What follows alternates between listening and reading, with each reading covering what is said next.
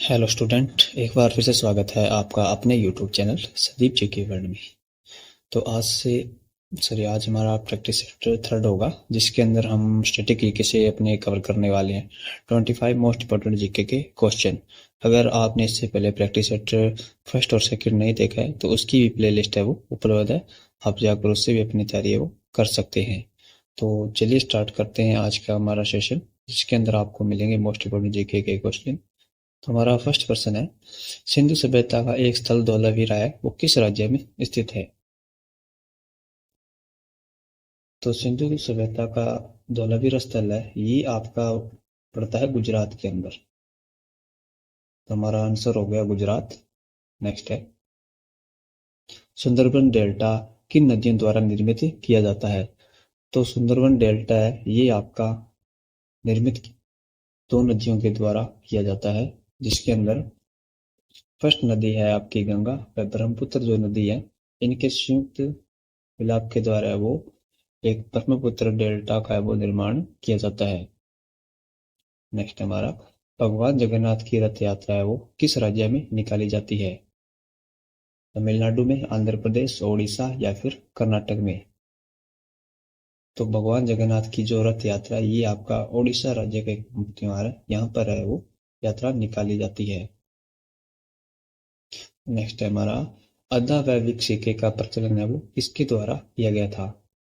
क्या वह फिरोज शाह तुगलक था, या फिर जहांगीर था, या मोहम्मद घोरी था, या मोहम्मद बिन तुगलक था?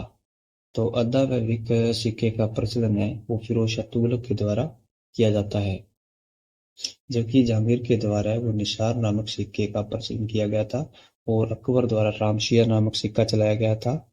और इसी के साथ आपको नोट करना है, जो शाहरुखी नामक सिक्के हैं वो किसके द्वारा चलाया गया था? तो शाहरुखी नामक जो सिक्के आपके ये चलाए गए थे आपके बाबर द्वारा। मोहम्मद गोरी के द्वारा भी एक सिक्के का प्रचलन किया गया था। तो मोहम्मद गोरी के द्वारा है वो देहलीवाल नामक सिक्का है वो चलाया गया था। कौन सा चलाया गया था? देहलीवाल सिक्का, जिसके ऊपर एक साइड में लक्ष्मी की आकृति है वो अंकित होती थी। और मोहम्मद मोहम्मद तुगलक है, इसके द्वारा सस्मनी या फिर अदली नामक है वो सिक्का चलाया गया था।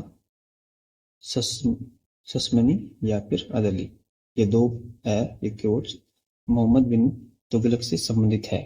तो आपको ये सभी पॉइंट है वो नोट करने हैं। नेक्स्ट है हमारा, एडमर तमस ने धनवानों का युवराज है वो किसके लिए कहा है?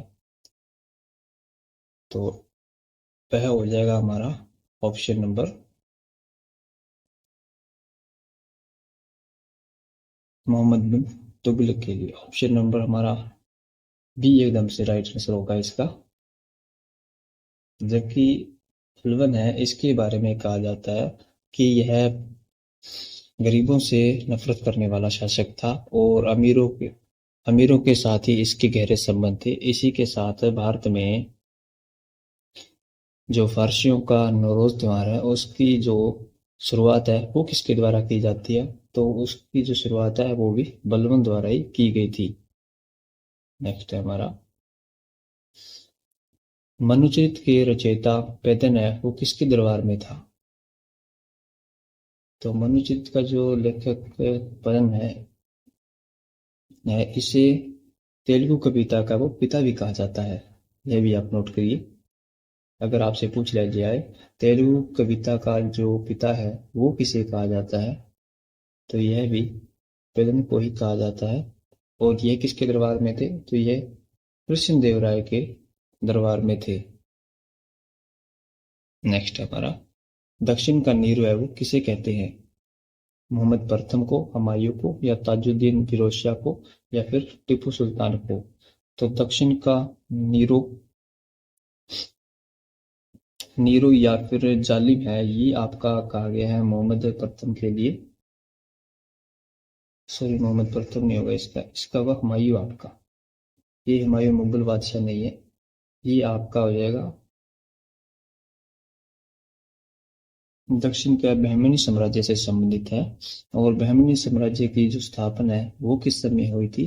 तो आप सभी नोट कर लीजिए, 1347 के अंदर है, वो अलाउद्दीन बहमन शाह के द्वारा, अलाउद्दीन बहमन शाह या फिर जिसे हसन गंग को कहा जाता है, इसके द्वारा वो इसकी स्थापना की जाती है। और उस समय जो दिल्ली का शासक था उसका नाम भी आप नोट करिए, मोहम्मद बिन तुगलक है। उसके समय इस राजवंश की स्थापना होती है।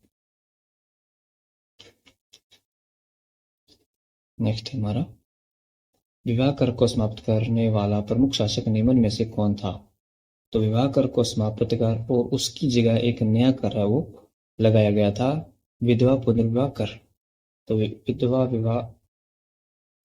पुनर्विवाह कर को लागू करने वाला व विवाह कर को समाप्त करने वाला कृष्ण देव राय था। हमारा विकल्प हो गया ऑप्शन नंबर डी। नेक्स्ट है हमारा, निम्न में से कौन सी ठंडी जलधारा है? क्यूराइल की जलधारा, या क्रियोस्की की जलधारा, या अलास्का की जलधारा, या फिर सुसीमा की जलधारा? इसका हमारा राइट आंसर है क्यूराइल की जो धारा है, ये ठंडी जलधारा है हमारी। और ये बाकी सभी है ये गर्म जलधाराएं हैं, और इन सभी का संबंध है वो आपका प्रशांत महासागर से है। नेक्स्ट है हमारा, अग्निद्वीप के नाम से किस द्वीप पर वो जाना जाता है? तो अग्निद्वीप के नाम से जिस द्वीप को जाना जाता है वह हो जाएगा आपका आइसलैंड।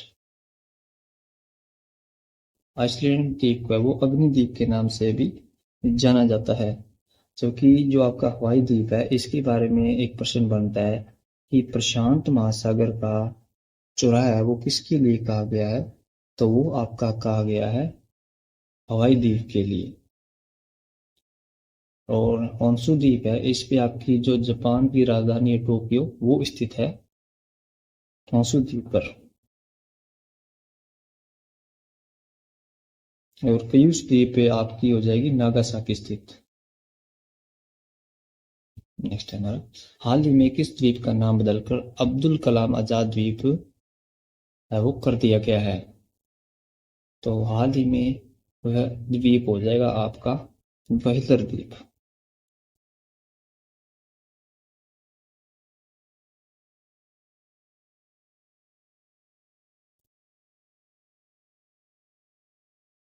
बहितर द्वीप है इसका राइट आंसर, जो कि आपका उड़ीसा के अंदर पड़ता है, ब्राह्मणी नदी पे स्थित है ये।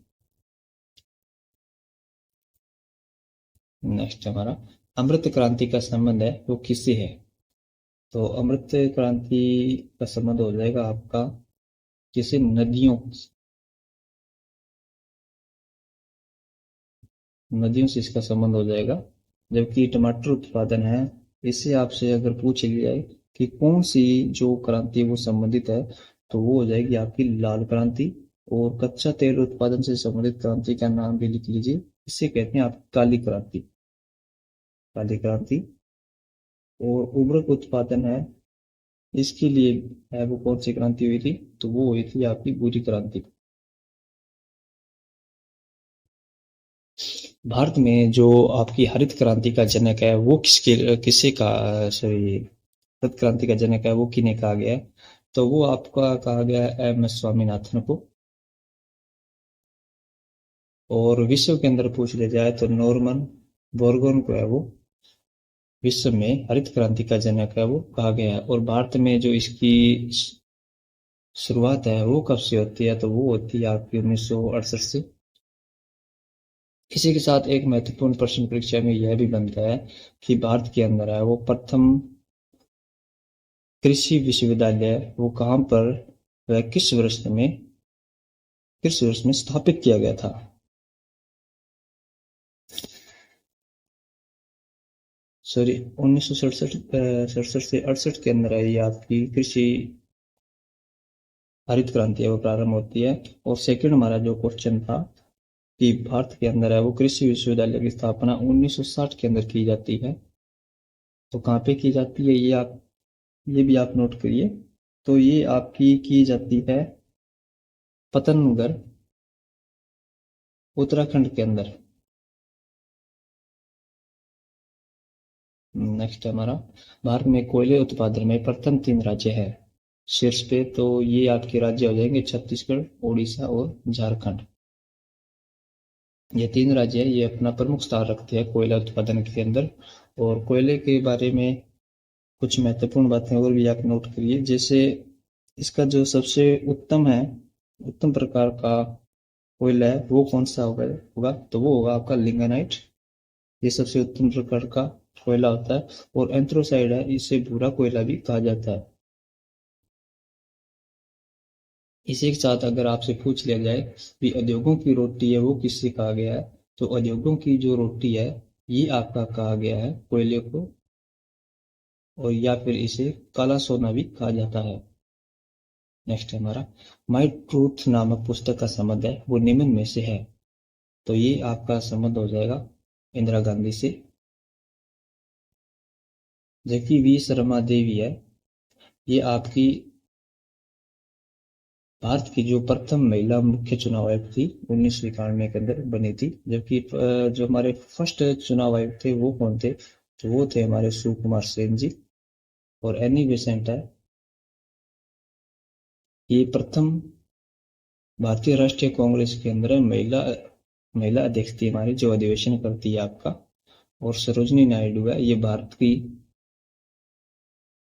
की प्रथम महिला थी। तो इन दोनों क्वेश्चनों में आपको कंफ्यूज नहीं होना है।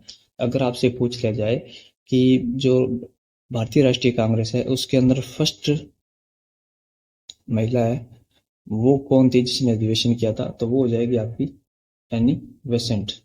जबकि अगर भारतीय भारतीय महिला पूछ लिया जाए तो वो होगी आपकी सरोजनी नायडू। और इनकी सरोजनी नायडू की दो फेमस पुस्तक की भी है, वो भी आप नोट करिए। एक तो थी आपकी गोल्डन थ्रोट, और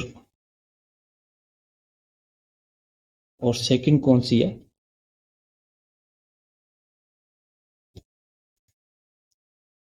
तो पिंक्स ऑफ फ्रीडम होगी। इसी के साथ इनसे एक संबंधित प्रश्न बनता है, जो महात्मा गांधी ने नाइटिंगेल की जो उपाधि है वो किसे दी थी, तो वो भी आपकी हो जाएगी सरोजनी नायडू से। नेक्स्ट क्वेश्चन हमारा, असम के राज्यपाल के रूप में नियुक्ति की गई है। तो असम के जो वर्तमान के अंदर है वो राज्यपाल के रूप में शपथ ग्रहण करने वाले व्यक्ति हैं हमारे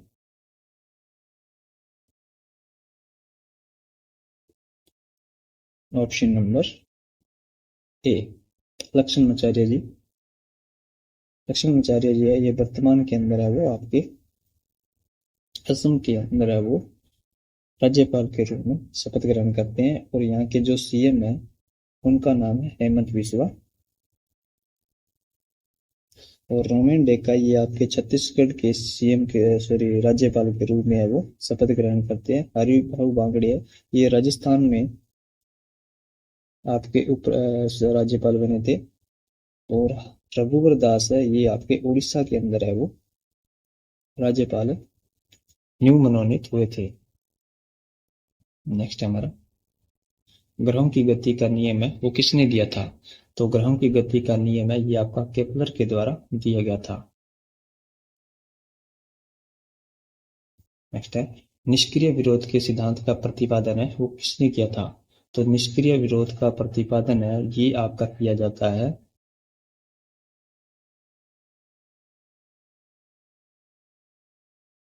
ऑप्शन नंबर आपका सी एकदम से राइट आंसर होगा इसका, अरविंद घोष। नेक्स्ट है, गुप्त वंश का वह शासक जिसने हुणों को पराजित कर विक्रमादित्य नामक उपाधि धारण की वह था स्कंदगुप्त, कुमारगुप्त या श्रीगुप्त या फिर चंद्रगुप्त द्वितीय। तो इसका हमारा राइट आंसर हो जाएगा आपका हुणों को पराजित कर कृष्णदेवराय की उपाधि धारण करने वाला था स्कंदगुप्त। इसी के साथ स्कंदगुप्त के अन्य नाम भी है, जैसे शुक्रादित्य भी इसे ही कहा गया है। शुक्रादित्य हो गया, या फिर देवराय हो गया, या फिर परीक्षित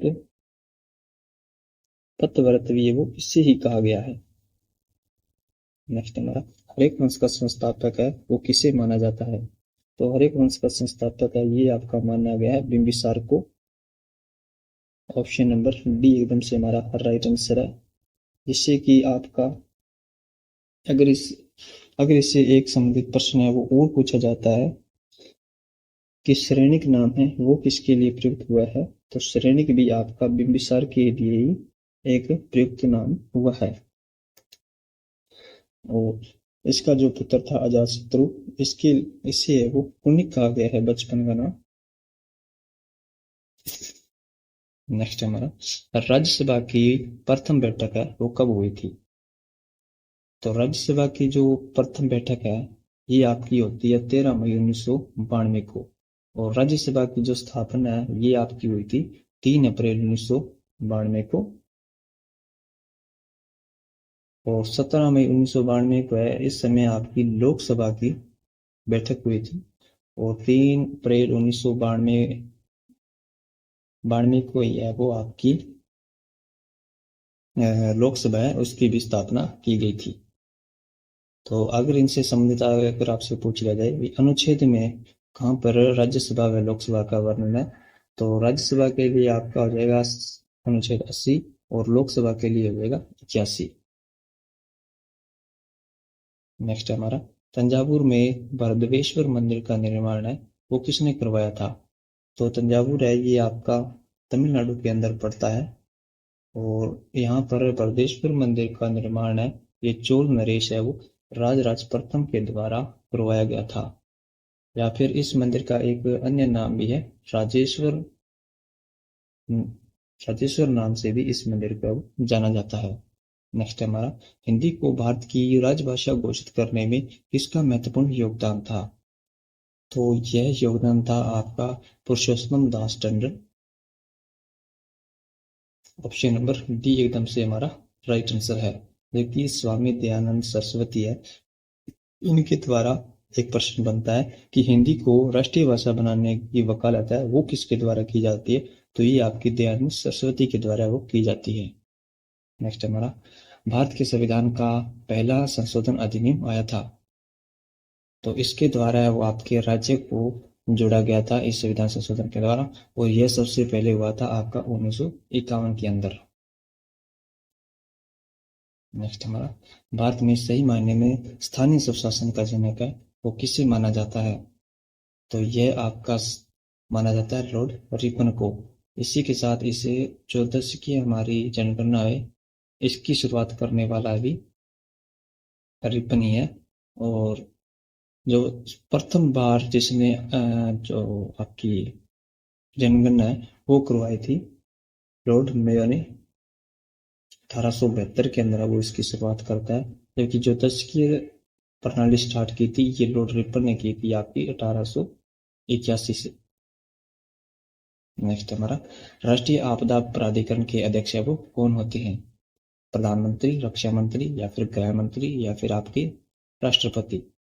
तो इसका राइट आंसर होगा हमारा प्रधानमंत्री राष्ट्रीय आपदा प्राधिकरण के अध्यक्ष होते हैं। हमारा विकल्प हो जाएगा ऑप्शन नंबर ए।